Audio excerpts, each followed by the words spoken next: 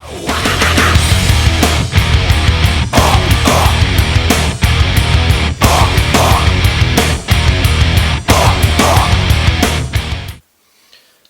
to Fat to Fit Foreigner.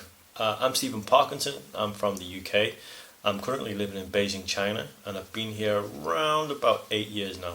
I'm 40 years of age, a little overweight. I started out 100 kilos,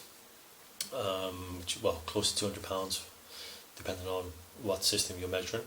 I'm now down to 85 kilos, 84 kilos. And I'm trying to reduce my body fat and build some strength. So at the moment we are in a kind of lockdown.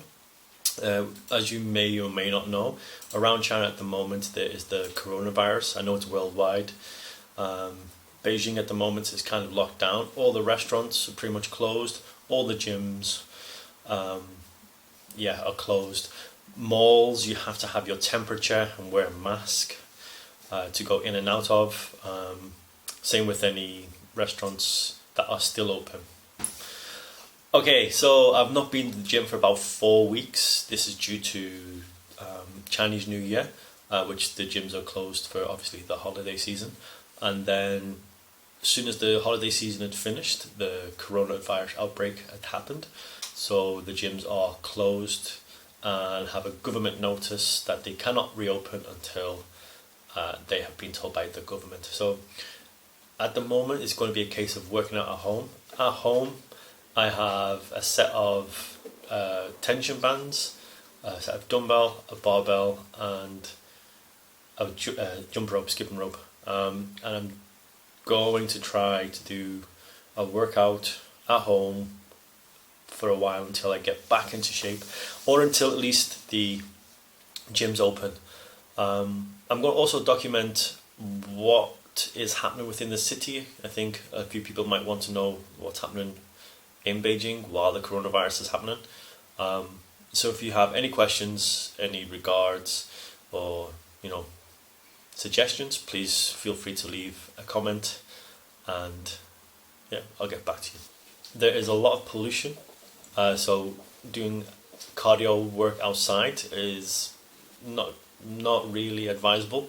AQI, air quality index, at the moment, the past few days has been between 200 to 300 parts per million, which is very high for standards of the UK and things, which is terrible.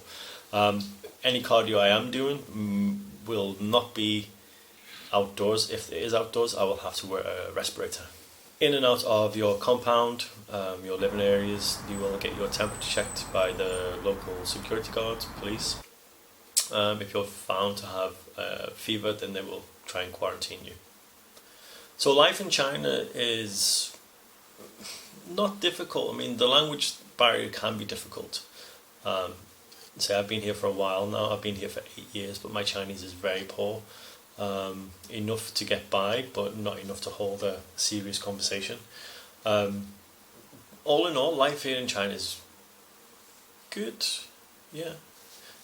Say the difficult things are the legal things, like when you have to go and register for something and you don't quite understand the legal language because it's not everyday language.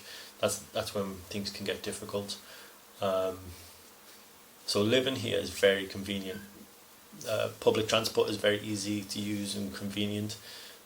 These are more practically on every corner. So like buying things and doing things is very convenient and easily. I think the difficult part is the language. Even though many people do speak English here, a lot of the people in malls and stores and department blocks and things like that do not speak English, or don't speak English very well, or well enough to help out with anything. So you have to know your basic Chinese, I would say, coming to China, or being in China, you should know your basic Chinese. Don't do what I did and just turn up to China one day not speaking a word. But everyday life is fine, especially at the moment where people are worried that the coronavirus is like making living conditions difficult.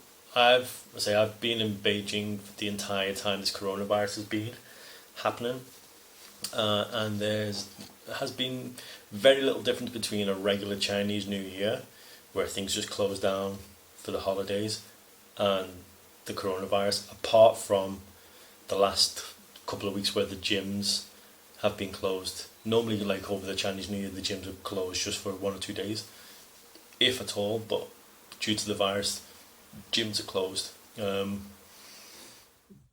So as I am editing my Fat to Fitness foreigner webpage, we had the knock on the door, and they are now doing door-to-door checks to see if you have left Beijing and if you've got a temperature and stuff like that now. So it's not only just checking coming into the compound, they are actually checking door-to-door within the building. Alright guys, that's enough for me for this episode, this installment. Again, if you'd like to leave any comments, both positive and negative, I'll get back to you as soon as I can. Thank you very much. Until next time, bye bye.